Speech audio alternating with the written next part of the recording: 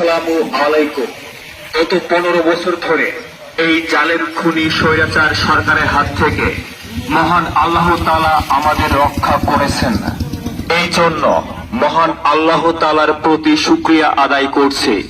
প্রিয় মুক্তিকামী ঝিনাইদহবাসী, ঝিনাইদহ জেলার সকল শ্রেণী পেশার মানুষকে আহ্বান জানাচ্ছি, প্রতিশোধের কারণ হিসাবে আপনারা ঝিনাইদহের কোন মানুষের বাসাবাড়ি, দোকানপাট, ব্যবসা প্রতিষ্ঠান, সরকারি স্থাপনা, মসজিদ, মন্দির, গির্জা সহ ভাঙচুর, লুটপাট ও যে কোনো ধরনের ক্ষয়ক্ষতি করবেন না।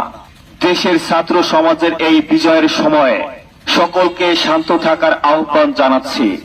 মনে রাখবেন, পরাজিতরা নিরাপদ থাকলেই বিজয়ের আনন্দ আরো মহিমান্বিত হয়। পরিশেষে আমি ঝিনাইদহবাসীর প্রতি আবারও আহ্বান করছি, কোন ব্যক্তির প্রতি কোনো ক্ষোভ থাকলে